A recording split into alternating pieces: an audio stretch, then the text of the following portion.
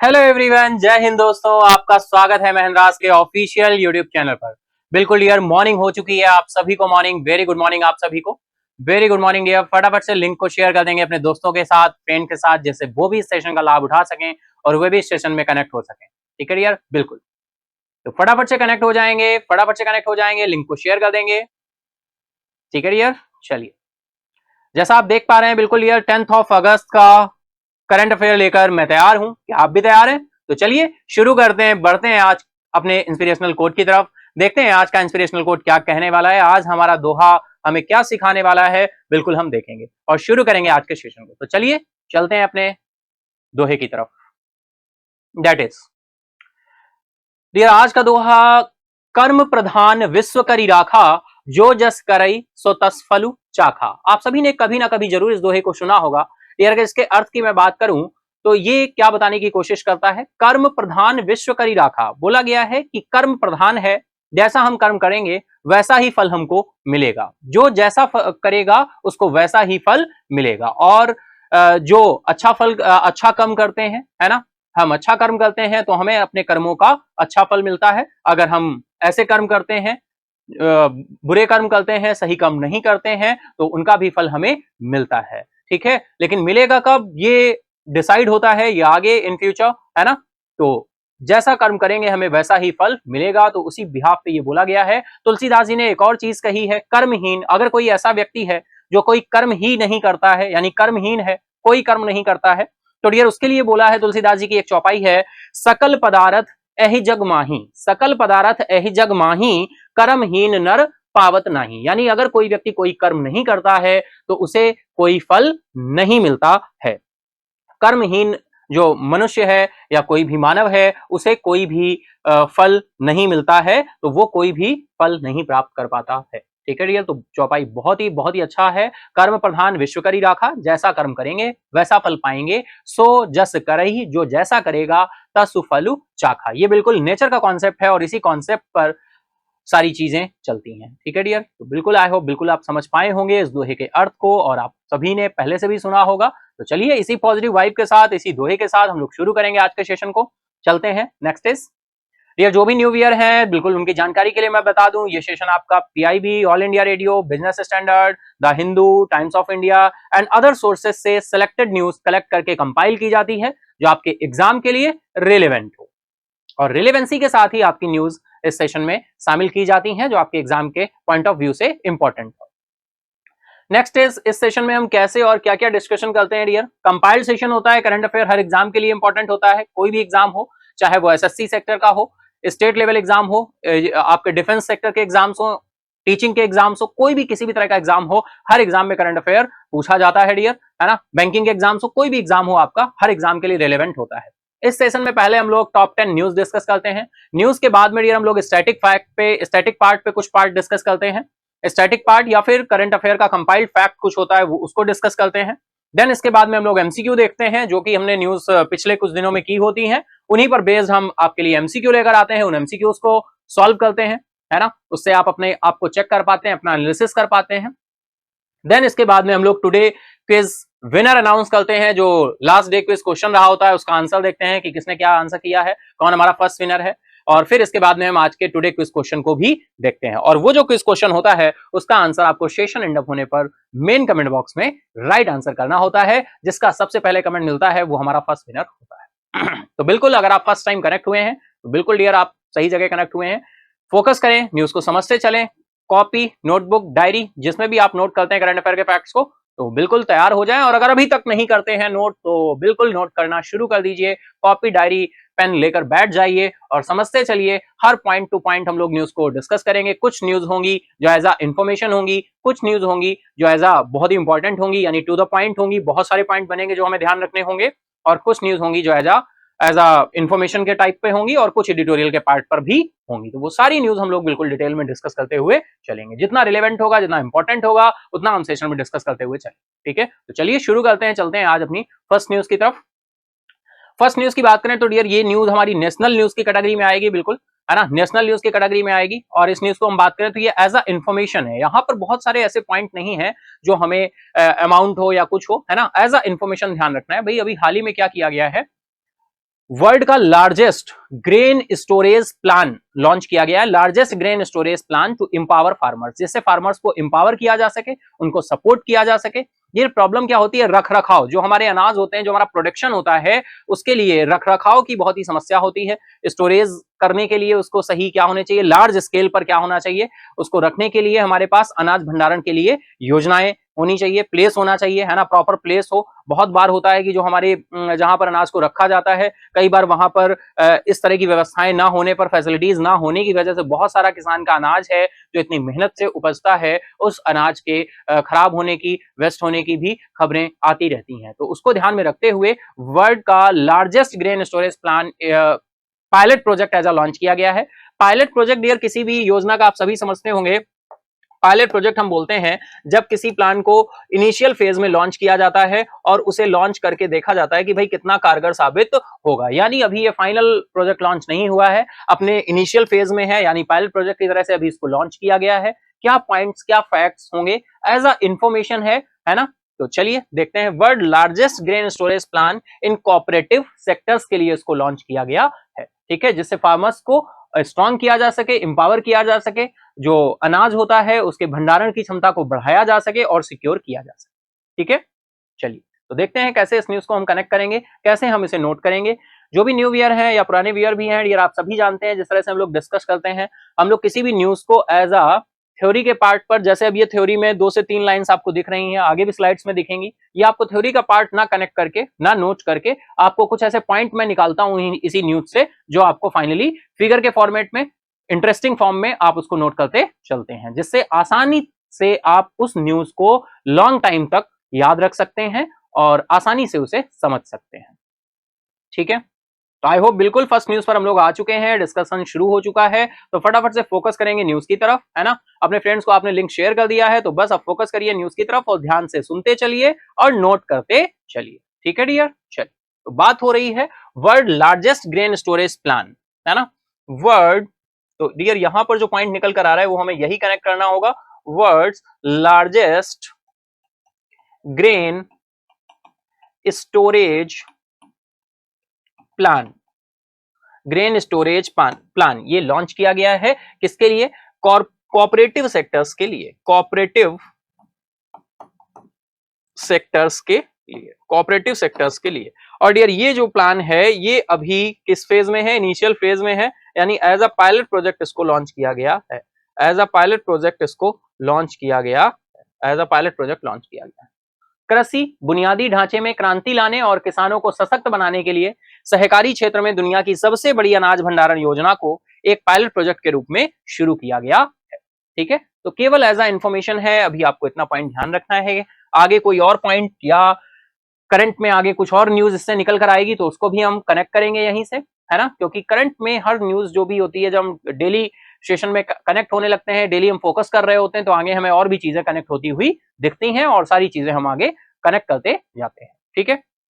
चलेंगे next slide पे, देखते हैं नेक्स्ट स्लाइड पे क्या पॉइंट बन रहे हैं, है ना। As a information, world largest grain storage plan, इसको कोऑपरेटिव सेक्टर्स के लिए एज अ पायलट प्रोजेक्ट के रूप में क्या कर दिया गया है, लॉन्च किया गया है, ठीक है। नेक्स्ट आगे चलेंगे डियर, तो देखिए क्या बोल रहे हैं, the plan focuses on creating godowns, भाई क्या किया जाए, गोडाउन्स क्रिएट किए जाए, अदर एग्रीकल्चर इंफ्रास्ट्रक्चर क्रिएट किया जाए एट द लेवल ऑफ, और ये किस लेवल पर होगा, PACS। डियर आपने सुना होगा PACS क्या होते हैं, भाई PACS होते हैं ये सोसाइटीज होती हैं डियर, है ना, सोसाइटीज होती हैं लोकल लेवल पर, रूरल लेवल पर, है ना, अर्बन लेवल पर, प्राइमरी एग्रीकल्चर क्रेडिट सोसाइटीज जिनको बोलते हैं, प्राइमरी, इसका फुल फॉर्म ध्यान रखना है, कई बार डायरेक्टली पूछ दिया जाता है डियर। कोई भी न्यूज अगर हमारी न्यूज डिस्कशन में रही होती है, करंट में रही होती है, वहां पे जो भी एब्रीवेशंस यूज होते हैं डियर, डायरेक्टली वो एग्जाम का हमारे पार्ट बन जाते हैं, है ना, डायरेक्टली एग्जाम का पार्ट बन जाते हैं। तो यहाँ पर कोई ऐसा न्यूज अगर फ्रेम होगा तो होता है कि कोई ऐसी न्यूज होती है जो केवल और केवल हमें किस पर्पज से केवल डिस्कशन करना होता है, वहां से कोई ऐसा क्वेश्चन फ्रेम नहीं हो रहा होता, लेकिन एज अ इंफॉर्मेशन हमें वो करंट अफेयर में अपने कनेक्ट करनी होती है, क्योंकि बात चल रही होती है, हमें उसके बारे में पता होना चाहिए, जानकारी होनी चाहिए, ठीक है। तो ये भी कुछ इसी तरह की न्यूज है। अभी यहां से हम देखें तो बहुत ज्यादा क्वेश्चंस यहाँ पे नहीं बन सकते, नहीं क्रिएट हो सकते, हाँ एक दो क्वेश्चन बन सकते हैं, जैसे PACS का आपसे क्या फुल फॉर्म पूछ लिया, है ना, कुछ और अभी आगे पॉइंट आएंगे तो वो पूछ लेंगे, तो उस तरह से मैं आपको बताता चलूंगा। PACS भाई पहले ही आपको बताया क्या है full form, primary agriculture primary agriculture credit, credit समझ रहे हो भाई, सपोर्ट करना, लोन देना, है ना, क्रेडिट सोसाइटीज, फार्मर्स क्लब होते हैं फाइनली, वो इनको सपोर्ट करने का काम करते हैं, PASC, primary agriculture credit societies, to strengthen, क्या काम करेंगे भाई, स्ट्रेंथ करने का काम करेंगे, टू स्ट्रेंथन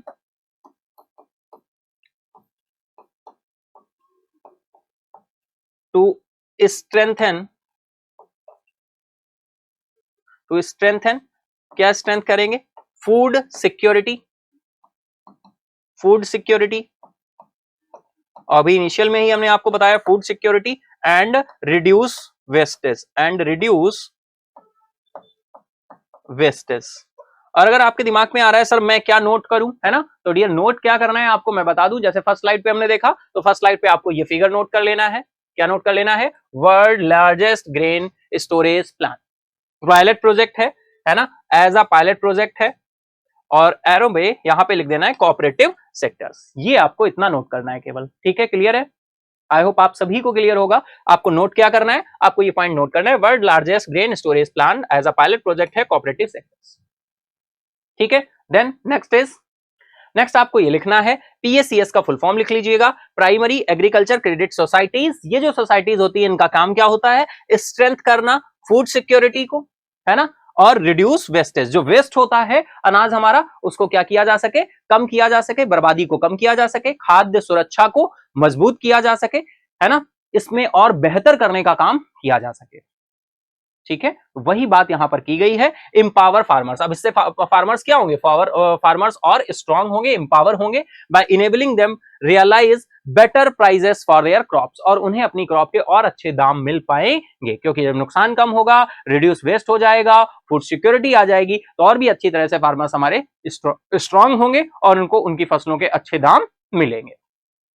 आई होप इतना आपको क्लियर है, बिल्कुल, है ना, चलिए नेक्स्ट स्लाइड पे चले। देखो यहां क्या बात कर रहे हैं, यहां डियर बोला गया है जो सहकारी समितियां हैं उनको एम्फेसाइज करते हुए बोला गया है परिवर्तनकारी योजना सहकार से समृद्धि, है ना, सहकार से समृद्धि यानी समृद्धि के लिए सहयोग, यानी जो ये समृद्धि होगी किसानों के लिए, जो फूड सिक्योरिटीज एंड अदर चीजें आएंगी, इससे क्या होगी, समृद्धि होगी, उन्नति होगी, इसके अनुरूप है ये, ठीक है, सहकारी समितियां इस पर फोकस करेंगी, है ना, तो ये हमें इंप्रूवमेंट यहां पर देखने को मिलेगा, हमारे फार्मर्स की कंडीशन और अच्छी होगी और वो अपने आप को और एम्पावर होंगे। और डियर आप सभी जानते हैं India is an agriculture country, it is a large agriculture country है, भारत एक कृषि प्रधान देश है, अगर हमारा फार्मर क्या होगा, मजबूत होगा, तो उससे पूरा का पूरा भारत जो है ना, हम बात करें तो इकोनॉमी पर भी उसका इफेक्ट आएगा, और फार्मर्स की जो हम बात करते हैं, जैसे गवर्नमेंट के टारगेट है क्या, फार्मर्स की इनकम को जस्ट डबल करना, फार्मर्स की इनकम को क्या करना, इंक्रीज करना, उसमें भी गवर्नमेंट अपने टारगेट में क्या होगी, सफल होगी, है ना।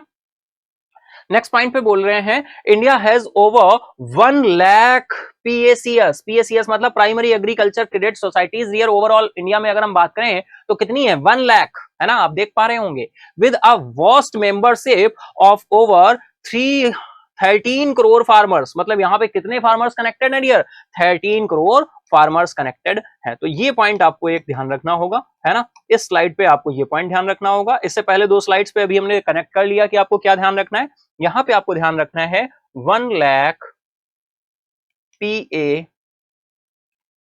यानी प्राइमरी एग्रीकल्चर क्रेडिट सोसाइटीज के साथ अगर हम बात करें कि मेंबरशिप्स कितने फार्मर्स हैं, 13 करोड़ फार्मर्स, भारत में 13 करोड़ से अधिक किसानों की विशाल सदस्यता के साथ 1 लाख से अधिक प्राइमरी एग्रीकल्चर क्रेडिट सोसाइटीज यानी प्राथमिक कृषि ऋण समितियां हैं, दोनों ही लैंग्वेज में आपका कंटेंट अवेलेबल है। आई होप आपको यहां तक ये न्यूज बिल्कुल क्लियर हुई होगी, है ना, क्लियर है सभी को, अगर क्लियर है तो बिल्कुल डियर यस लिखते चलिएगा, जिससे मैं कंफर्म हो सकूं कि आपको चीजें क्लियर हैं, और मैं जब कमेंट देखूंगा तो मुझे कंफर्म हो जाएगा कि आपको ये न्यूज क्लियर होती चल रही है, ठीक है, कोई भी कॉम्प्लिकेशंस नहीं है, केवल एज अ इंफॉर्मेशन है, अभी बहुत सारे क्वेश्चंस यहां से फ्रेम नहीं हो रहे हैं क्योंकि ये न्यूज अपने पायलट प्रोजेक्ट में है, इनिशियल फेज में है, केवल आपको पॉइंट्स जो मैंने बताए वही आपको ध्यान रखने हैं। फर्स्ट स्लाइड पे ये एक फिगर था, सेकंड स्लाइड पे मैंने ये पॉइंट क्रिएट किया, और थर्ड स्लाइड पे मैंने ये पॉइंट क्रिएट किया, डन है इतना, चलिए चलते हैं नेक्स्ट न्यूज की तरफ। नेक्स्ट न्यूज आ रही है भाई नाबार्ड से, नाबार्ड की हम बात करें तो आप सभी जानते हैं डियर, नाबार्ड एक तरह का कैसा बैंक है, नॉन कॉमर्शियल बैंक है ना। कैसा बैंक है? नॉन कॉमर्शियल बैंक, यानी जिस बैंक में हम और आप डायरेक्टली कनेक्ट नहीं होते, नॉन कॉमर्शियल बैंक। या फिर हम इन्हें डेवलपमेंट बैंक भी बोल देते हैं, है ना। क्या बोल देते हैं? डेवलपमेंट बैंक, यानी नॉन कॉमर्शियल बैंक बोले या डेवलपमेंट बैंक बोले, या फिर हम इन्हें स्पेशलाइज्ड बैंक भी बोल देते हैं। क्या बोल देते हैं? स्पेशलाइज्ड बैंक, यानी किसी भी नाम से बुला सकते हैं। नॉन कॉमर्शियल बैंक बोलो, डेवलपमेंट बैंक बोलो, स्पेशलाइज्ड बैंक बोलो। नाबार्ड की बात करें डियर, तो national bank for agriculture and rural development, full form आप सभी जानते होंगे। National bank for agriculture and rural development. फटाफट से तब तक आप लोग बताइए नाबार्ड कब स्टैब्लिश हुआ था और ये किस कमेटी की रिकमेंडेशन पर इसको स्टैब्लिश किया गया था? कौन कमेटी का हेड था जिसकी कमेटी की रिकमेंडेशन पर नाबार्ड को स्टैब्लिश किया गया था? ठीक है, और नाबार्ड का हेडक्वार्टर भी आप बताएंगे। ये स्टैटिक इंफॉर्मेशन है, फटाफट से करिए, कमेंट बॉक्स में आंसर करिए। National bank for agriculture and rural development, ये रियर इसका फुल फॉर्म हो जाता है रूरल डेवलपमेंट।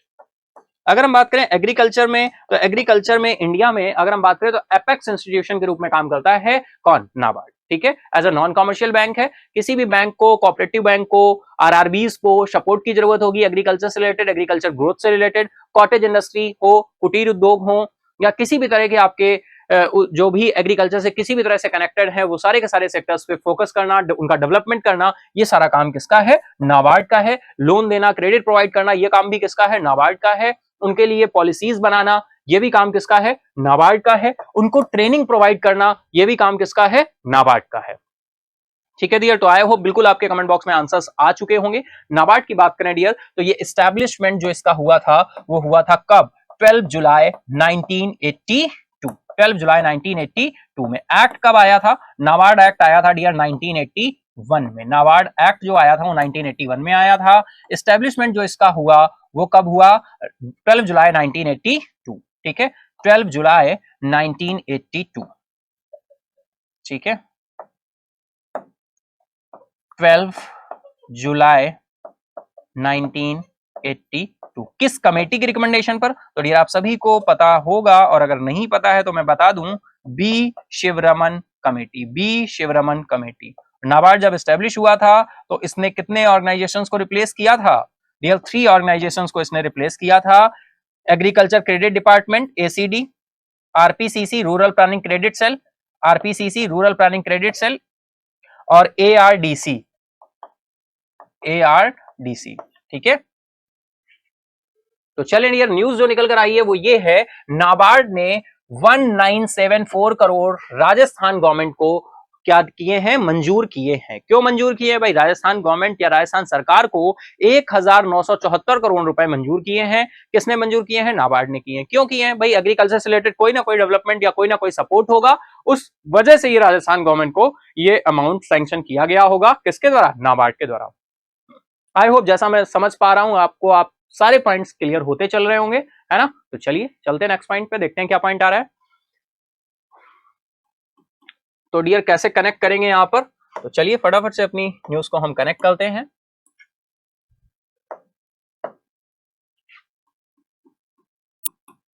नाबार्ड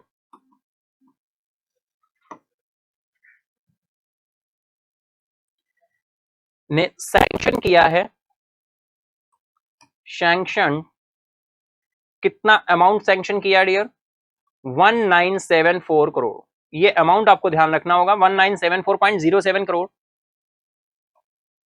और किसको सैंक्शन किया डियर? राजस्थान गवर्नमेंट को। राजस्थान गवर्नमेंट। ठीक है, तो ये आप नोट कर लेंगे। इसके साथ ही एक और चीज मैं आपको यहां पर बताना चाहूं, ये मंजूर किए हैं डियर, और ये किसको दिए हैं? देखिए नाबार्ड जो है इसके अंडर में बहुत सारे मिनिस्ट्रीज काम करते हैं, है ना। एक होता है डियर आरआईडीएफ है,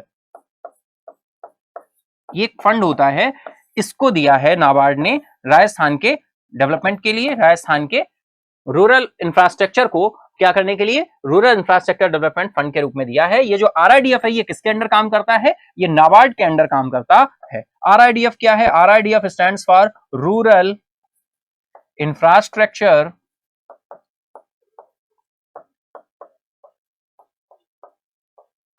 डेवलपमेंट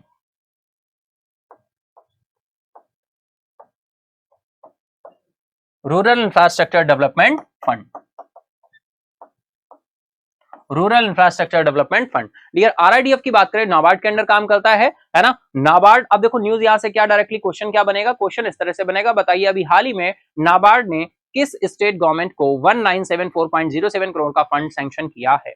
किसको सैंक्शन किया है? राजस्थान गवर्नमेंट को सैंक्शन किया है। फर्स्ट पॉइंट ये निकल कर आया। दूसरा पॉइंट क्वेश्चन बनेगा, राजस्थान गवर्नमेंट को अभी कितना अमाउंट दिया गया है, तो अमाउंट आपको ध्यान रखना है। Second point is, third point किसने दिया है? नाबार्ड ने दिया है। कहां पे दिया है? आरआईडीएफ को दिया है। आरआईडीएफ इसको इंफ्रास्ट्रक्चर डेवलपमेंट फंड के रूप में क्या करेगा? यूज करेगा। ठीक है, आरआईडीएफ के अंतर्गत दिया है किसको? राजस्थान गवर्नमेंट। क्लियर है इतनी बात? चलिए नेक्स्ट पॉइंट पे चलें। भाई नेक्स्ट पॉइंट पे देखिए क्या आ रहा है। नाबार्ड, अगर हम बात करें, राजस्थान के मुख्य महाप्रबंधक यहां पर चीफ जनरल मैनेजर जो हैं, उनका भी नाम ध्यान रखना है। चीफ जनरल मैनेजर जो हैं नाबार्ड के राजस्थान में, वो कौन है? राजस्थान में जो चीफ जनरल मैनेजर हैं वो हैं आपके डॉक्टर राजीव सिवाच, डॉक्टर राजीव सिवाच। तो इनके द्वारा क्या कहा गया है? राजीव सिवाच जी के द्वारा इन्होंने देखो अलग अलग पॉइंट्स को, फंड्स को क्या कर दिया है? एलोकेट किया है। इन्होंने बोला है, सिवाच जी ने कहा है कि अजमेर, जालौर और कोटा जिलों में 3 ग्रामीण पेयजल आपूर्ति परियोजनाओं के लिए, है ना, 930.44 करोड़ सैंक्शन किया गया। तो ये अलग से अमाउंट आपको नहीं ध्यान रखना है ना। ये कुछ डिस्ट्रिक्ट यहाँ पर आए, अजमेर, जालोर एंड कोटा डिस्ट्रिक्ट की बात की गई है। यहां पर क्या किया जाएगा? Rural drinking water supply project है, rural drinking water supply project के लिए इतना अमाउंट रखा गया है। तो ये इतना पॉइंट आपको ये ध्यान रखने की जरूरत नहीं है। ठीक है, ऐसा बस डिस्कस हो गया। हाँ, चीफ जनरल मैनेजर जरूर ध्यान रखना, क्या नाम है इनका? डॉक्टर राजीव सिवाच। अगर बहुत ज्यादा डिटेल में जाएंगे तो ये क्वेश्चन पूछ सकते हैं, तो आप इनका नाम ध्यान रख सकते हैं डियर डॉक्टर राजीव सिवाच। ठीक है, चले नेक्स्ट पॉइंट पे चलें।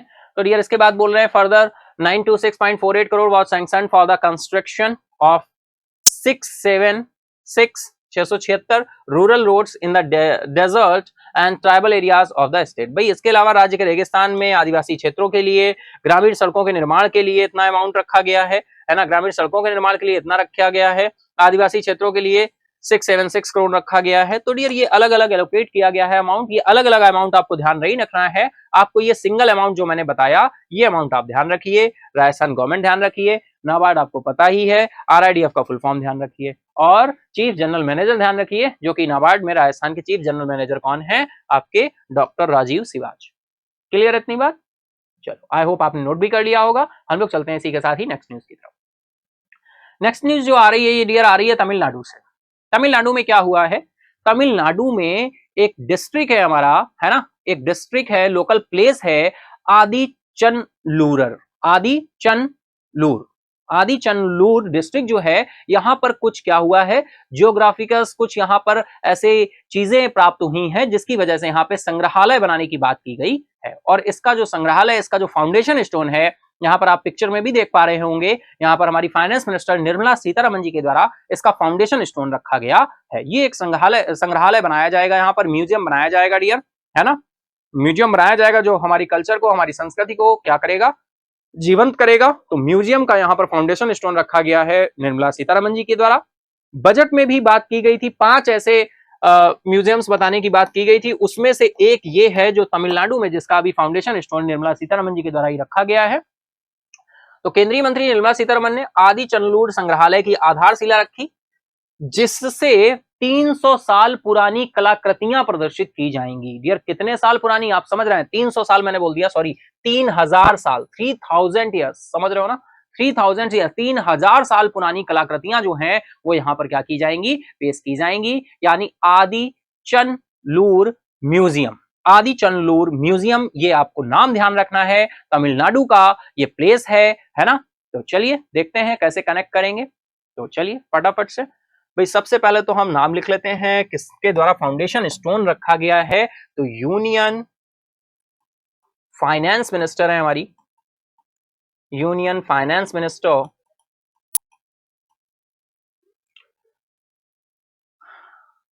निर्मला सीतारमन। निर्मला सीतारमन जी के द्वारा फाउंडेशन स्टोन रखा गया है। फाउंडेशन स्टोन, ठीक है डियर। और ये फाउंडेशन स्टोन भाई कहां पर रखा गया है? एक आर्कियोलॉजिकल म्यूजियम बनाया जा रहा है। क्या बनाया जा रहा है? आर्कियोलॉजिकल म्यूजियम, ठीक है डियर, आर्कियोलॉजिकल म्यूजियम। और ये म्यूजियम कहां बन रहा है भाई? आदिचनलूर डिस्ट्रिक्ट, ठूठी कोड़ी डिस्ट्रिक्ट जो है उसका लोकल प्लेस जो है, लोकल प्लेस का नाम क्या है आपके? लोकल प्लेस का नाम है आदिचनलूर, ठीक है डियर, आदिचनलूर, आदिचनलूर ये लोकल प्लेस है। डिस्ट्रिक्ट कौन सी है? डिस्ट्रिक्ट है डियर थूथीकोडी डिस्ट्रिक्ट। आपको ये बिल्कुल याद रखना होगा, डायरेक्टली पूछा जा सकता है एग्जाम में, प्लेस ही पूछ दिया जाता है। थूथूकुडी डिस्ट्रिक्ट, ठीक है डियर, थूथूकुडी डिस्ट्रिक्ट, थूथूकुडी डिस्ट्रिक्ट। और थूथूकुडी डिस्ट्रिक्ट से नाम से तो आपको क्लियर बिल्कुल हो ही रहा होगा ये किस राज्य की बात हो रही है? तमिलनाडु की, ठीक है, तमिलनाडु राज्य की बात हो रही है। तमिलनाडु राज्य के थूथुकुडी डिस्ट्रिक्ट के आदिचनलूर में क्या बन रहा है? आदिचनलूर में एक आर्कियोलॉजिकल म्यूजियम बन रहा है ना, एक आर्कियोलॉजिकल म्यूजियम बन रहा है, पुरातत्व संग्रहालय बनाया जा रहा है, जिसमें कि 3000 साल पुरानी कलाकृतियां क्या हुई हैं? मिली हैं, है ना, पुरातत्व संग्रहालय। और इसका foundation stone finance minister Nirmala Sitharaman ji के द्वारा रखा गया है, ठीक है डियर। आई होप इतना पॉइंट आपको बिल्कुल डिटेल में क्लियर होगा। चलिए चलते हैं नेक्स्ट इज। नेक्स्ट देखिए क्या बोल रहे हैं। आदिचनलूर उन 5 पुरातत्व स्थलों में से एक था जिसने केंद्रीय बजट 2020-21 में, यानी हमारा जो बजट आया था डियर, उसमें प्रतिष्ठित स्थलों के रूप में विकसित करने की घोषणा की गई थी। इस जिले में थंबीरमानी नदी के तट पर स्थित एक पुरातात्विक स्थल है। कौन सी नदी है? नदी का नाम भी डियर आपको ध्यान रखना है ना, थम्बी नदी है थमी रब राबरानी, थमी राबरानी नदी, है ना,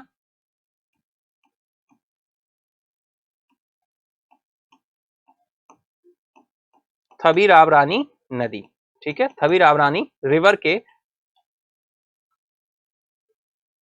किनारे पर आपका एक डिस्ट्रिक्ट है। यहीं पर क्या बन रहा है आपका? एक पुरातात्विक स्थल बन रहा है, ठीक है। प्रतिष्ठित स्थलों, आइकॉनिक साइट्स, जिसको नाम दिया गया था आइकॉनिक साइट्स, बजट में बोला गया था क्या? Iconic sites.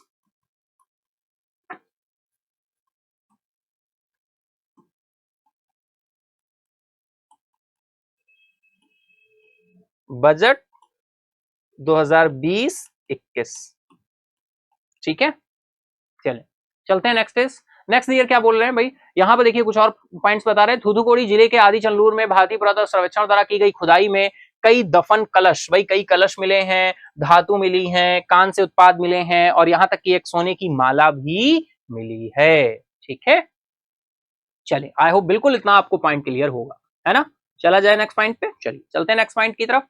Next point dear आ रहा है, देखिए यहाँ पे न्यूज आप देख पा रहे हैं, कोई आपको बिल्कुल जैसे अभी हम लोगों ने डिस्कस किया, एक म्यूजियम की बात की है। अब यहाँ पर हम बात कर रहे हैं टूरिस्ट प्लेस की, तो ये भी टूरिस्ट प्लेस है डियर। मिनिस्ट्री ऑफ टूरिज्म ने आइडेंटिफाई किया है, मिनिस्ट्री ऑफ टूरिज्म ने आइडेंटिफाई किया है स्वदेश दर्शन 2.0 योजना के तहत विकास के लिए यूपी के 2 प्लेस को क्या किया है? आइडेंटिफाई किया है। और दोनों ही प्लेस बहुत ही फेमस हैं, आप सभी ने सुने होंगे। यूपी के प्रयागराज और नैमिषरण्य, नैमिषरण्य की पहचान की गई है। इन दोनों को मिनिस्ट्री ऑफ टूरिज्म ने आइडेंटिफाई किया है ना। डेवलपमेंट अंडर स्वदेश दर्शन 2.0 के थ्रू इसको क्या किया जाएगा? डेवलप किया जाएगा, इनका विकास किया जाएगा, इनको एक टूरिस्ट प्लेस की तरह से और अच्छे तरीके से, सुंदर तरीके से क्या किया जाएगा? इनका पुनर्जीवीकरण किया जाएगा, ठीक है। चलिए चलते हैं, कनेक्ट करते हैं डियर। बात हो रही है मिनिस्ट्री ऑफ टूरिज्म की, तो डायरेक्टली किस तरह से कनेक्ट करेंगे? Ministry of tourism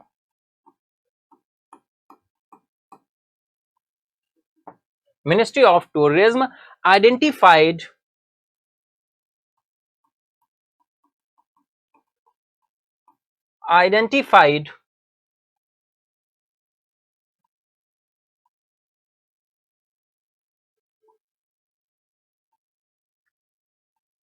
place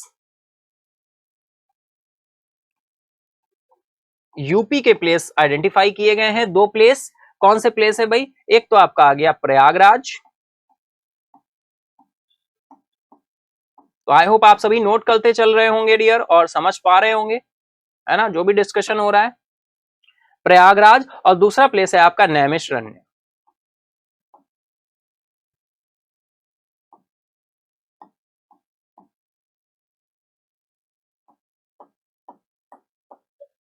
Naimisharanya, ठीक है, प्रयागराज और नैमिषारण्य। ये डियर किस, जो इनका डेवलपमेंट किया जाएगा, है ना, जो डेवलपमेंट किया जाएगा, डेस्टिनेशंस हैं जो, इनका डेवलपमेंट किसके अंदर होगा? स्वदेश दर्शन 2.0, स्वदेश दर्शन 2.0 के अंतर्गत, अंडर स्वदेश दर्शन 2.0। डन इतना? चलिए, बहुत ही सिंपल है, पर्यटन मंत्रालय के द्वारा, मिनिस्ट्री ऑफ टूरिज्म के द्वारा। It's a very simple. चलते हैं नेक्स्ट पॉइंट पे। नेक्स्ट पॉइंट, सरकार ने देश में थीम आधारित पर्यटक सर्किट के एकीकृत विकास के लिए वर्ष 2014-15 में स्वदेश दर्शन योजना शुरू की थी। तो ये 2014-15 से ये योजना आपकी शुरू की गई थी, स्टार्ट की गई थी। और इस बार अगर हम बात करें तो 2 प्लेस जो सिलेक्ट किए गए हैं वो यूपी के हैं, एक है प्रयागराज और दूसरा है आपका नैमिषारण्य। दोनों ही यूपी के प्लेसेस हैं। तो यही आपको पॉइंट बस इतना ध्यान रखना है। इसके साथ हम लोग चलते हैं नेक्स्ट इज, नेक्स्ट बिल्कुल न्यूज आ रही है डियर बैंक से। हम बात करें आईसीआईसीआई बैंक की बात हो रही है, और आईसीआईसीआई बैंक बात करें डियर, आईसीआईसीआई बैंक को आरबीआई ने मंजूरी दी है। किस बात के लिए मंजूरी दी है? आईसीआईसीआई बैंक का जो शेयर है वो आईसीआईसीआई लोम्बार्ड जनरल इंश्योरेंस जो कंपनी है उसमें हिस्सेदारी बढ़ाने की मंजूरी मिल गई है। किसको मंजूरी मिल गई है? आईसीआईसीआई बैंक को।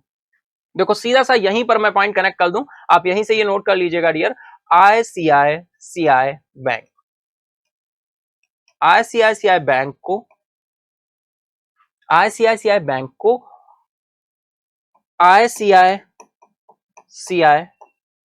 लोम्बार्ड जनरल इंश्योरेंस कंपनी में, जनरल इंश्योरेंस कंपनी में रेज करने के लिए, अपना स्टॉक यानी अपना शेयर बढ़ाने के लिए, रेज करने के लिए, क्या रेज करने के लिए? अपनी हिस्सेदारी को बढ़ाने के लिए, रेज स्टेक, रेज स्टेक के लिए क्या मिल गया है? अप्रूवल मिल गया है। और ये अप्रूवल किसके द्वारा दिया गया भाई? अप्रूवल कौन देगा बताओ? आरबीआई देगा। और कौन देगा? आरबीआई के द्वारा अप्रूवल दे दिया गया है और 4% की हिस्सेदारी बढ़ाने की मंजूरी मिल गई है। ठीक है, बस इतनी ही न्यूज है। क्या पॉइंट और निकलेंगे हम बिल्कुल कनेक्ट करते चलेंगे। आईसीआईसीआई बैंक की ऑलरेडी कितनी हिस्सेदारी है डियर? अगर हम बात करें, आपने एक पॉइंट इससे पहले भी हमने आपको बहुत बार बताया होगा, अगर नहीं किसी को पता है तो फिर से आप समझ लीजिएगा, सुन लीजिएगा। एक होती है होल्डिंग कंपनी, है ना, तो होल्डिंग कंपनी या पेरेंट कंपनी हम किसे कहते हैं? होल्डिंग कंपनी या पेरेंट कंपनी वो कंपनी होती है जिस कंपनी का शेयर 51% या इससे अधिक का शेयर होता है। शेयर जिसका कितना होता है? 51% या इससे अधिक का शेयर होता है। ठीक है, 51% या मोर देन 51%, मोर देन 51%, यानी होल्डिंग कंपनी, पेरेंट कंपनी वो होगी जिसके पास 100% से लेकर 51% तक का शेयर होगा। किसका? किसी भी कंपनी का। जिस भी कंपनी का शेयर 100% से 51% तक का होगा, तो जिस कंपनी का होगा वो कंपनी की, ये कंपनी होल्डिंग और पेरेंट कंपनी होगी। यानी ये जो सब्सिडरी कंपनी होगी, ये सब्सिडरी कंपनी के पास शेयर कितना होता है भाई? इसके पास 1% से लेकर 49% तक का शेयर होगा, वो सब्सिडरी कंपनी कहलाती है। और ये सब्सिडरी कंपनी की होल्डिंग कंपनी और पेरेंट कंपनी कौन कहलाती है? यानी ये जो कंपनी है, इस कंपनी का 51% से इससे अधिक का शेयर किसके पास है? जिस कंपनी के पास है वही कंपनी होल्डिंग या पेरेंट कंपनी कहलाती है, वही कंपनी होल्डिंग या पेरेंट कंपनी कहलाती है। ठीक है डियर, आई होप आप समझ पा रहे होंगे, और नहीं समझ रहे हैं तो इसके आगे और भी मैं डिटेल में समझा दूंगा फिर। ठीक है, चले नेक्स्ट चलते हैं स्लाइड पे। क्या बोल रहे हैं, देखो वही बात जो अभी हमने पहले डिस्कस की है। आईसीआईसीआई बैंक को भारतीय रिजर्व बैंक से ICICI Lombard general insurance company में अपनी हिस्सेदारी बढ़ाने के चरणों में 4% तक बढ़ाने की मंजूरी क्या हो गई है, मिल गई। ठीक है, वही पॉइंट है, same as well as. Next point देखें तो बैंक के निदेशक मंडल ने आईसीआईसीआई लोम्बार्ड में शेयर धारकों की वृद्धि को मंजूरी दे दी, क्योंकि इसका लक्ष्य क्या है, आईसीआईसीआई बैंक की सहायक कंपनी के रूप में स्थापित करना है। यानी डियर बात क्या है कि ये जो आईसीआईसीआई बैंक है ये होल्डिंग कंपनी हो जाए या पेरेंट कंपनी, होल्डिंग या पेरेंट कंपनी हम बोल देते हैं, होल्डिंग कंपनी या पेरेंट कंपनी हो जाए किस कंपनी की, ICICI Lombard general insurance company की, है ना। ICICI Lombard general insurance company की, और ये तभी सब्सिडरी, ये तभी होल्डिंग और पेरेंट कंपनी होगा आईसीआईसीआई बैंक जब इसके पास इस कंपनी का कितने परसेंट, मिनिमम 51% शेयर होगा। मिनिमम 51% का शेयर जब होगा आईसीआईसीआई बैंक के पास, तभी ये क्या बनेगी, होल्डिंग या पेरेंट कंपनी कहलाएगी। ठीक है, अब देखते हैं हम शेयर प्रेजेंट टाइम कितना है। तो बात करें आईसीआईसीआई लोम्बार्ड जनरल इंश्योरेंस का जो 48.02% का शेयर है वो किसके पास है, वो आईसीआईसीआई बैंक के पास है। तो शेयर भी ध्यान रखना भैया, आईसीआईसीआई बैंक के पास इतना शेयर तो है पहले से ही, है ना, पहले से ही 48.02% है, और जब पहले से ही इतना है और यहां पर 4% शेयर और आ जाएगा, तो भाई मैथ्स तो आपकी इतनी स्ट्रांग होगी कि आप समझ पा रहे होंगे कितना स्टेक हो जाएगा आईसीआईसीआई बैंक के पास, बता दो कितना हो जाएगा, 52.02%। और जब 52.02% हो गया तो आईसीआईसीआई बैंक इसकी होल्डिंग कंपनी या पेरेंट कंपनी हो जाएगी कि नहीं, बिल्कुल हो जाएगी, है ना। किसकी, जिसकी अभी हम इतने टाइम से बात कर रहे हैं, काफी बार टाइम से, ICICI Lombard general insurance company की। आई होप इतना पॉइंट आपको क्लियर हुआ होगा जहां तक मैं समझ पा रहा हूं, है ना डियर। डन है इतना, तो फटाफट से एक बार कमेंट बॉक्स में यस कर दो और बोल दो सर बिल्कुल क्रिस्टल क्लियर है ये न्यूज हमको, है ना। चलिए तो बिल्कुल आई होप आपको न्यूज क्लियर हुई होगी डियर। चलिए इसी के साथ हम लोग चलते हैं नेक्स्ट न्यूज की तरफ, लेकिन उससे पहले कुछ और पॉइंट देखिए, एक और लास्ट पॉइंट बोल रहे हैं भाई, यहां पर क्या बोल रहे हैं देख लेते हैं। ICICI Lombard general insurance company limited is a joint venture between ICICI bank limited and Canada based Fairfax financial holding limited. भाई ICICI Lombard general insurance company limited जो है ये आईसीआईसीआई बैंक लिमिटेड और कनाडा स्थित फेयरफैक्स फाइनेंशियल होल्डिंग लिमिटेड के बीच एक संयुक्त उद्यम है, ज्वाइंट वेंचर है, किसके किसके बीच का, ICICI bank and Canada based Fairfax Financial Holding limited का ज्वाइंट वेंचर है, कौन, आईसीआईसीआई लोम्बार्ड। ठीक है, क्या है, ज्वाइंट वेंचर है। अब आप बोलेंगे सर ज्वाइंट वेंचर क्या है, ज्वाइंट वेंचर मतलब ये दोनों संयुक्त रूप से मिलकर आईसीआईसीआई लोम्बार्ड को लेकर चल रहे हैं, इनका ज्वाइंट वेंचर है, ज्वाइंट कंपनी, ठीक है, संयुक्त उद्यम है। ठीक, आईसीआईसीआई बैंक और Canada based Fairfax financial holding limited का, और आईसीआईसीआई बैंक की 4% शेयर होल्डिंग बढ़ने से अब आईसीआईसीआई लोम्बार्ड की कैसी कंपनी हो जाएगी, होल्डिंग कंपनी और पेरेंट कंपनी हो जाएगी। क्लियर है डियर। चलिए चलते हैं नेक्स्ट न्यूज की तरफ। नेक्स्ट न्यूज आ रही है बंधन बैंक से। बंधन बैंक ने क्या किया डियर, बंधन बैंक ने उड़ीसा पर्यटन विकास निगम के लिए राज्य सरकार के साथ साझेदारी की है। ठीक है, राज्य उड़ीसा पर्यटन विकास के लिए, तो डायरेक्टली कैसे ध्यान रखोगे भाई, बंधन बैंक, बंधन बैंक आ गया, है ना। बंधन बैंक ने उड़ीसा टूरिज्म डेवलपमेंट के लिए ओटीडीसी, ओटीडीसी ध्यान रखो, ओटीडीसी, ओटीडीसी क्या है भैया, Orissa tourism development, Orissa tourism development corporation, के लिए क्या किया है, राज्य सरकार के साथ साझेदारी की है, कोऑपरेशन किया है ना, पार्टनर बना है, पार्टनर्स कौन बना है, बंधन बैंक। ठीक है डियर, तो डायरेक्टली क्वेश्चन यहां से बनेगा। देखते हैं कुछ और पॉइंट्स क्या बन रहे हैं।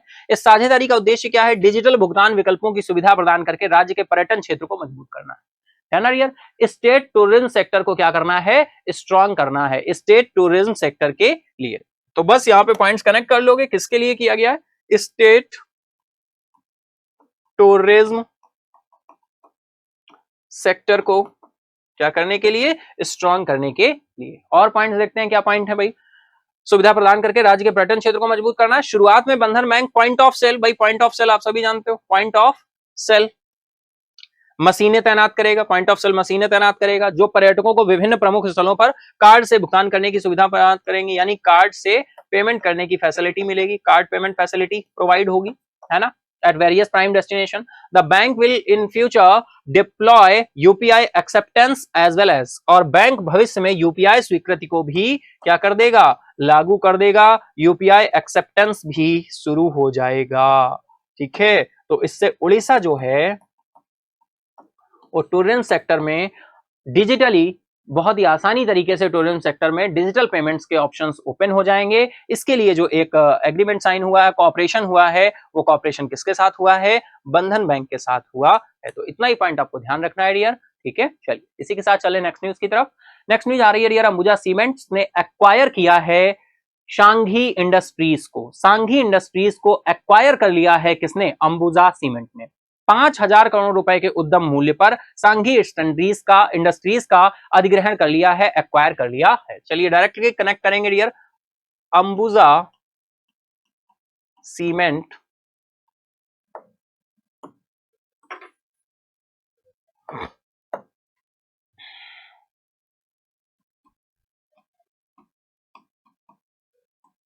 अंबुजा सीमेंट ने एक्वायर कर लिया है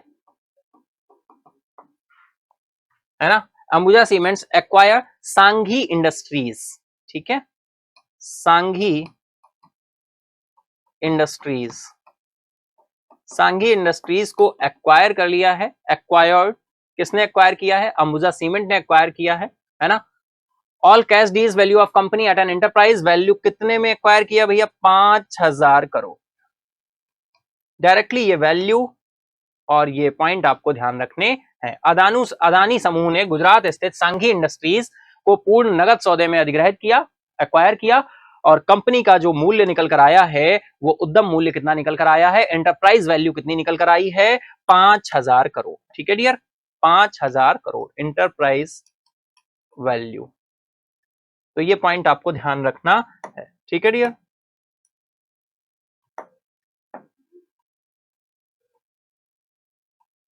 ठीक है, चलिए चलते हैं नेक्स्ट पॉइंट पे।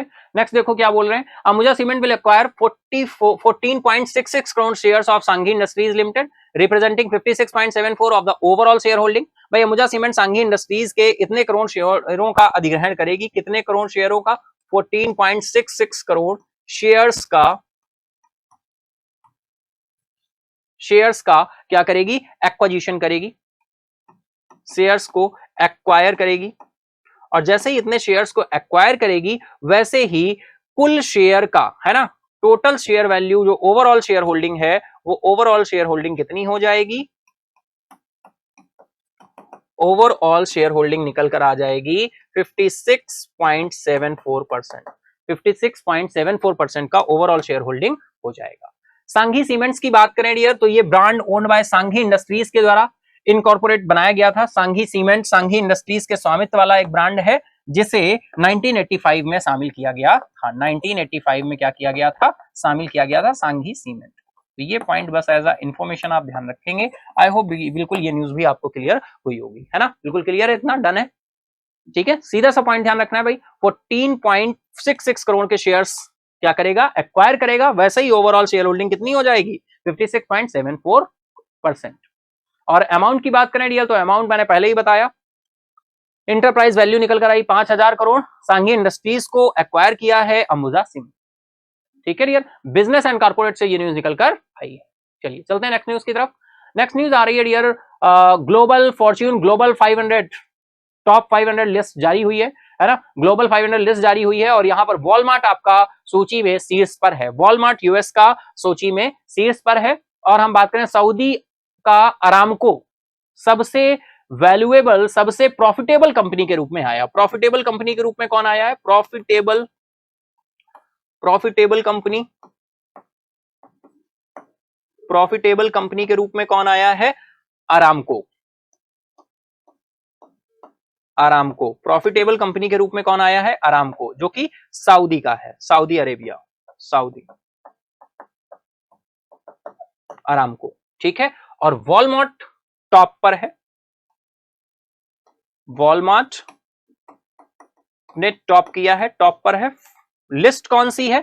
Fortune global 500 list, Fortune global 500 list, ठीक है डियर। इसी स्लाइड पे आपके सारे पॉइंट क्या हो गए हैं? क्लियर हो गए हैं, ठीक है। नेक्स्ट पॉइंट देख लेते हैं क्या बोल रहे हैं भाई। Fortune announce the US retailer है Walmart has topped its global 500 list for 2023, ranking of the world largest corporations by revenue of fiscal 2022। Revenue 2022 का ही तो लेंगे डियर, है ना। डन। नेक्स्ट पॉइंट चलें तो बोल रहे हैं Fortune on Fortune authoritative ranking of the current corporate world order, the Arkansas based retailer claimed number 1 for the 10th consecutive year and for the 18th time since 1995। 1995 से dear continue अगर हम बात करें तो आर्कसास स्थित खुदरा विक्रेता ने लगातार, यानी जो फॉर्च्यून की रिपोर्ट है ये लगातार कितनी बार? 18वीं बार नंबर 1 का दावा किया है, ठीक है। विश्व व्यवस्था की आधिकारिक रैंकिंग पर आर्कसास स्थित खुदरा विक्रेता ने लगातार 10वें वर्ष, लगातार 10वें वर्ष और 1990, 10वें नहीं 18वें वर्ष डियर, है ना, लगातार 10वें वर्ष, हाँ सॉरी, लगातार 10वें वर्ष, यानी कॉन्जिक्यूटिव, लगातार कौन से वर्ष है? 10वें ईयर, 10वें वर्ष। और 1995 के बाद से 18वीं बार, है ना, किस बार? 18th बार, 18th टाइम, 18th टाइम ये किस नंबर पर आया है? नंबर 1 पर आया है। कौन? वॉलमार्ट, ठीक है डियर। चलिए इसी के साथ चलते हैं नेक्स्ट न्यूज की तरफ। नेक्स्ट न्यूज आ रही है डियर मॉर्गन स्टैनले से।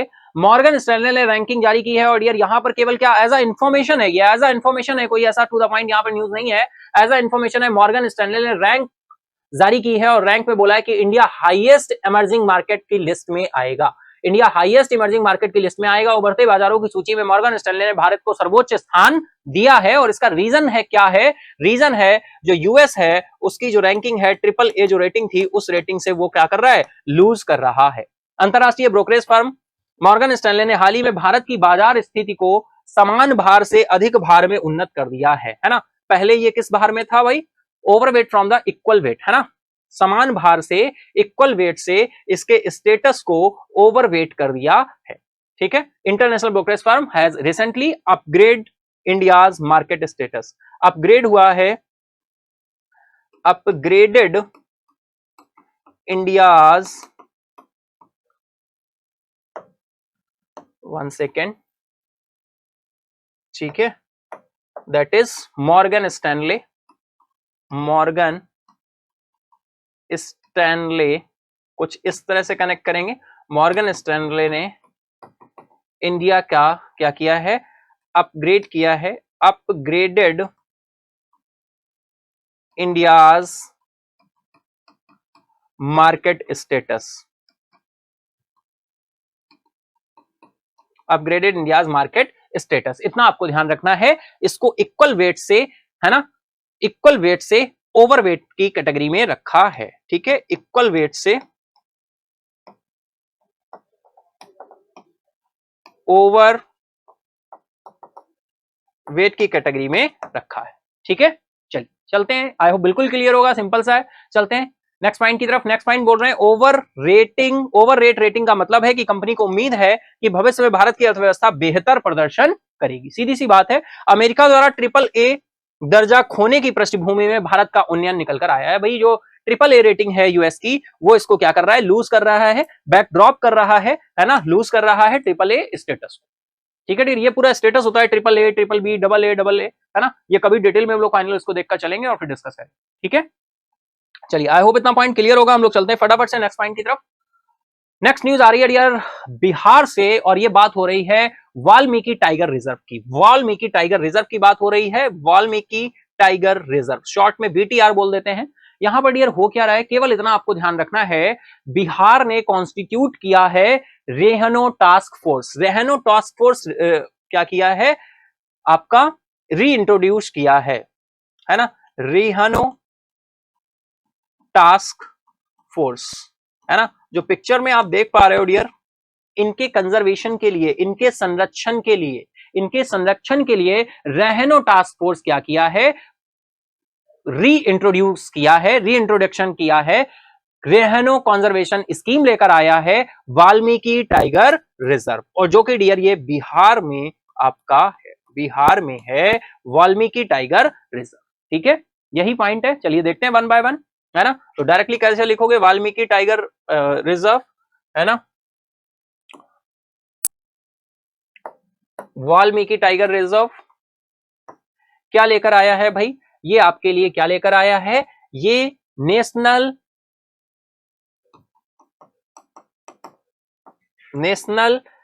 रेहिनो कंजर्वेशन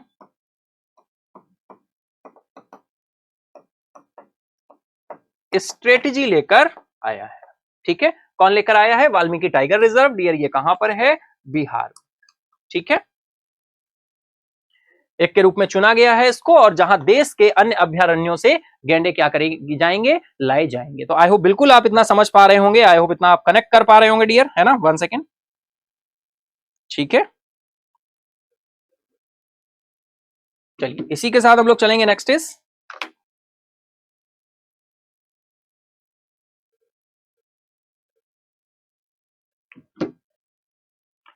नेक्स्ट पॉइंट की तरफ चलें डियर। देखिए नेक्स्ट क्या बोल रहे हैं, next point as a information, यहां पर बहुत सारी चीजों को बता रहे हैं। क्या बात बोल रहे हैं, बिहार में बाघों की संख्या में पर्याप्त वृद्धि के बाद राज्य सरकार ने अब पश्चिमी चंपारण जिले में वाल्मीकि टाइगर रिजर्व में स्थलीय स्तनधारियों को फिर से लाने के उपाय सुझाने के लिए राइनो टास्क फोर्स स्थापित करने का निर्णय लिया है। जैसा अभी हमने आपको पहले बताया, कौन सा फोर्स है, राइनो टास्क फोर्स। ठीक है, राइनो टास्क फोर्स को लाने की बात की है। पहले ये बाघों के, तभी तो इसका नाम ही है, नाम क्या है भाई, अभी आपने देखा पिक्चर में भी देखा, वाल्मीकि टाइगर रिजर्व नाम है, क्योंकि टाइगर के रिजर्व के लिए, उनके कंजर्वेशन के लिए पहले ये लाया गया। ठीक है, तो सिंपल सी न्यूज है, बहुत ज्यादा फिक्स सारी चीजें हैं, हमने देख ली हैं यहां पर। नेक्स्ट पॉइंट बात करें तो डियर, फिलहाल वीटीआर में सिर्फ एक गैंडा बचा है भैया, आप समझ पा रहे हो, वन सिंगल वन रेहिनो। इसके बाद बात करें 14 रेहिनो पटना जू में है, 14 ये पटना जू में है ना। और ये सिंगल वन जो रेहिनो है, ये आपका वाल्मीकि टाइगर रिजर्व में है। The number of one-horned rhinoceros in Bihar has increased by 3% annually. इनकी अगर हम संख्या की बात करें तो ये एनुअली कितने परसेंट इंक्रीज हो रहे हैं, एनुअली 3% इंक्रीमेंट हो रहा है, annually increase 3%।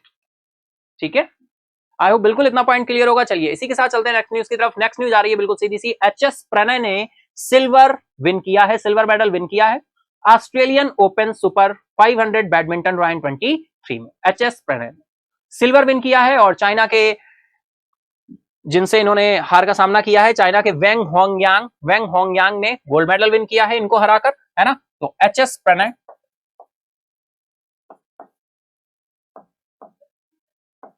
HS Prannoy shuttler है,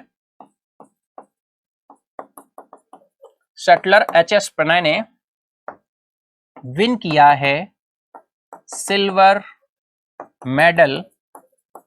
और डियर ये मेडल इन्होंने किसमें विन किया है, तो अगर हम बात करें Australian open badminton title, Australian open badminton title 2023 में सिल्वर मेडल विन किया है किसने, एचएस प्रणय ने। ठीक है, अब इन्होंने सिल्वर मेडल विन किया है, तो गोल्ड किसने विन किया है, तो ये हमें पता होना चाहिए भैया, चाइना के हैं जिन्होंने गोल्ड विन किया है। तो गोल्ड विन करने वाले हैं उनका नाम क्या है, उनका नाम भी हमें पता होना चाहिए। तो चाइना के हैं, चाइनाज वेंग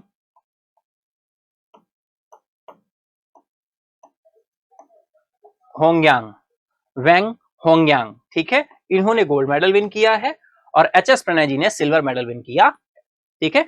नवी रैंकिंग वाले भारतीय शटलर हैं, 9th रैंक इनकी है, 9th रैंक वाले शटलर हैं, 9th रैंकिंग वाले शटलर एच.एस. प्रणय ने सिडनी में ऑस्ट्रेलिया ओपन बैडमिंटन में 2023 फाइनल रजत पदक जीता है। और ये कहां पर भाई, सिडनी में हुआ है, ये ऑस्ट्रेलियन ओपन है, आप पहले ही समझ रहे हो। तो ये कहां पर खेला गया है, आपका सिडनी में इसको खेला गया है, सिडनी, ठीक है। तो ये था डियर आज का हमारा न्यूज का सिलसिला। आई होप आपने सारी की सारी न्यूज को बहुत अच्छे तरह से समझा होगा। अगर आपने न्यूज को आज की एंजॉय किया है, बहुत अच्छे तरह से न्यूज को हम लोगों ने डिस्कस किया, तो अगर आप फटाफट से, अगर आपने एंजॉय किया तो फटाफट से लाइक कर दो, फटाफट से लाइक करो, अपने दोस्तों के साथ, फ्रेंड के साथ शेयर कर दिया है तो बहुत अच्छी बात, अगर अभी तक नहीं किया है तो फटाफट से शेयर कर दो। हम लोग चलते हैं अब स्टैटिक जीके की तरफ, देखते हैं स्टैटिक जीके में हम आज क्या देखने वाले हैं डियर। जैसे हमने कल से आपका शुरू किए थे कुछ स्टेट्स, उनके मुख्यमंत्री साहब और उनके गवर्नर, तो वही चलिए सीरीज शुरू करते हैं, देखते हैं आज कौन से स्टेट्स हैं। बात कर रहे हैं गोवा की, गोवा की बात करें डियर, मुख्यमंत्री साहब हैं प्रमोद सावंत, आप सभी जानते हैं, और गवर्नर यहां पर निकल कर आ रहे हैं पी.एस. श्रीधरन पिल्लई। गुजरात की बात करें तो सीएम भूपेंद्र पटेल हैं, है ना, भूपेंद्र पटेल हैं, और गवर्नर है आचार्य देवव्रत। नेक्स्ट चले हम डियर नेक्स्ट स्टेट की तरफ, तो नेक्स्ट स्टेट हरियाणा आ रहा है। हरियाणा की बात करें मनोहर लाल खट्टर जी हैं, है ना, सीएम, और गवर्नर की बात करें तो बंडारू दत्तात्रेय हैं। हिमाचल प्रदेश की बात करें सुखविंदर सिंह सुक्खू आपके हिमाचल प्रदेश के मुख्यमंत्री हैं, और गवर्नर की बात करें शिव प्रताप शुक्ला जी हैं।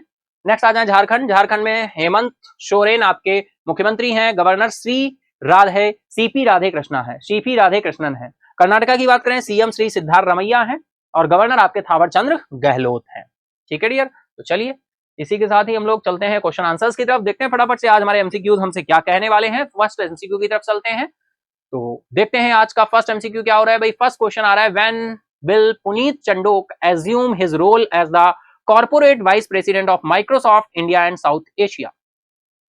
पुनीत चंडोक माइक्रोसॉफ्ट भारत और दक्षिण एशिया के कॉर्पोरेट उपाध्यक्ष के रूप में अपनी भूमिका कब ग्रहण करेंगे। ऑप्शंस आपके दिए हुए हैं, 1 सितंबर 2022, 1 सितंबर 2023, है ना। तो फटाफट से आप लोग आंसर करेंगे डियर। चलते हैं आंसर की तरफ, राइट आंसर हो जाएगा 1 सितंबर 2023। फटाफट से आप लोग आंसर करते चलेंगे क्वेश्चंस के। Next question is, who has been elected as the new chairman of the inter governmental panel on climate change. IPCC, inter government panel on climate change, जलवायु परिवर्तन पर अंतर सरकारी पैनल के नए अध्यक्ष के रूप में किसे चुना गया है। अब्दुल्ला अल मेंडोस, जिम सेकिया, पेट्री टलास, या फिर इनगर एंडरसन। तो फटाफट से आंसर करते चलेंगे आप सभी, फटाफट से आंसर करेंगे डियर। चलते हैं आंसर की तरफ, देखते हैं राइट आंसर क्या होने वाला है। तो डियर राइट आंसर निकल कर आएगा आपका, क्या उससे पहले आपको कर रहा होगा आंसर, तो फटाफट से आंसर करते चलिए, अपने मार्क्स भी काउंट करते चलिएगा डियर। तो चले आंसर की तरफ, तो राइट आंसर निकल कर आएगा यहाँ पर जिम से किया, option B is right now. Next question is, which department launch the Amrit Vriksh Andolan initiative in Assam. Assam में किस विभाग ने अमृत वृक्ष आंदोलन पहल शुरू की है। ऑप्शन है आपके, department of agriculture, department of education, department of forest and environment, department of health. चले आंसर की तरफ लिया, तो राइट आंसर निकल कर आएगा आपका यहाँ पर क्या, तो फटाफट से आंसर करिए। अमृत वृक्ष आंदोलन असम के किस विभाग ने शुरू किया है, बिल्कुल हम लोगों ने डिस्कस किया था इसको। तो राइट आंसर निकल कर आएगा department of forest and environment, option C is right now. Next question is, who approved the establishment of India's first hydrogen fuel related industry in Jamshedpur, Jharkhand. Jharkhand के जमशेदपुर में भारत के पहले हाइड्रोजन ईंधन से संबंधित उद्योग की स्थापना किसने मंजूरी दी। नरेंद्र मोदी, हेमंत सोरेन, अमित शाह, या महेंद्रनाथ पांडे। बहुत अच्छा क्वेश्चन है जी, झारखंड में हाइड्रोजन ईंधन से संबंधित उद्योग की स्थापना को किसने मंजूरी दी है। तो फटाफट आंसर करेंगे, टाइम स्टार्ट हो चुका है, टाइम स्टार्ट नाउ। चलिए आंसर की तरफ देखते हैं राइट आंसर क्या होने वाला है डियर। तो राइट आंसर आपका हो जाएगा Hemant Soren, option B is the right now, Hemant Soren. Next question is, what is the main focus of the memorandum of understanding signed between NHPC limited and ALIMCO. NHPC limited और एलएमको के बीच हस्तांतरित समझौता ज्ञापन पर हस्ताक्षर हुए हैं, इसका मुख्य फोकस क्या था, मुख्य फोकस क्या है। Hydroelectric power generation, providing CSR support for distribution of aids and assistive devices to दिव्यांगजन्स, या फिर ऑप्शन सी है manufacturing artificial limbs, option D है प्रमोटिंग रिन्यूएबल एनर्जी प्रोजेक्ट्स। तो फटाफट आंसर करेंगे डियर, चलते हैं आंसर की तरफ। देखते हैं राइट आंसर क्या होने वाला है। तो राइट आंसर आपका हो जाएगा option B, providing CSR support for distribution of aids and assistive devices for of दिव्यांग जन्स। ठीक है, तो option B is the right now. Next question की तरफ चलते हैं। नेक्स्ट क्वेश्चन आ रहा है, where is the India's 5G tested established by the ministry of railway and IIT Madras. Rail मंत्रालय और IIT मद्रास द्वारा भारत 5G परीक्षण स्थल कहां स्थापित किया गया है? चेन्नई, मुंबई, न्यू दिल्ली या फिर सिकंदराबाद? बात करें आंसर की डिटेल, तो राइट आंसर क्या निकल कर आएगा उससे पहले आप लोग आंसर करिए फटाफट से।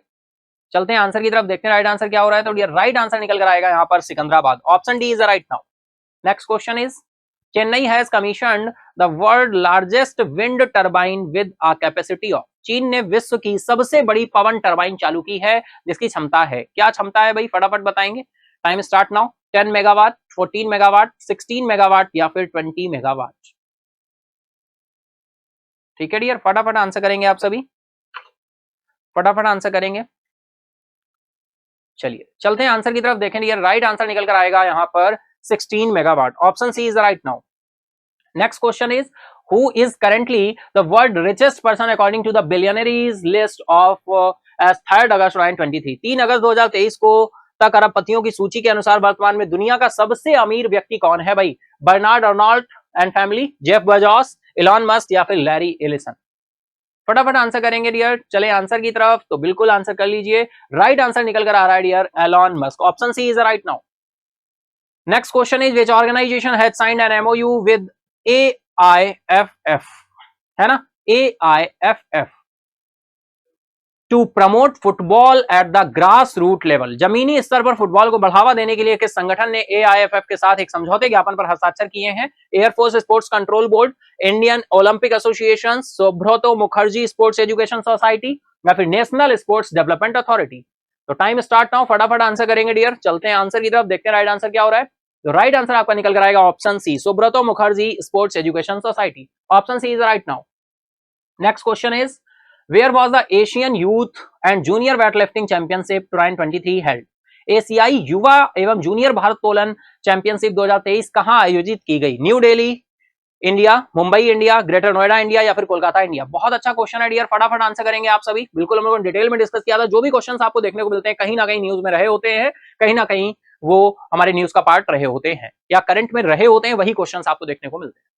चलते हैं आंसर की तरफ डियर, राइट आंसर हो जाएगा greater Noida India. Next is, बिल्कुल डियर कल का क्विज क्वेश्चन जो था डियर, मैं आपको बताऊं एज अ टेक्निकल इशू आपको क्वेश्चंस वो दिखा नहीं था, क्विज का क्वेश्चन वीडियो पहले से ही कट हो गया था, है ना, लाइव चल रहे थे हम लोग, है ना, कुछ टेक्निकल ग्लिच की वजह से ये वीडियो बीच में कट हो गया था। फिर मैंने कमेंट बॉक्स में आपका क्वेश्चन रेस कर दिया था क्विज का क्वेश्चन, तो फिर बाद में बहुत सारे लोगों ने आंसर्स किए, कुछ आंसर्स आए वहां पर, लेकिन फिर वो क्वेश्चन क्विज क्वेश्चन की तरह से नहीं रह पाया, लेकिन फिर भी हम उसको डिस्कस करेंगे, है ना। तो राइट आंसर डियर रशिया था यहाँ पर, जो क्वेश्चन था हमारा, Russia agreed to extend the Black Sea grain deal. तो कल का क्विज क्वेश्चन जो था ये था, आप लोगों को दिखा नहीं था क्वेश्चन, मैंने कमेंट बॉक्स में बाद में रेस किया था।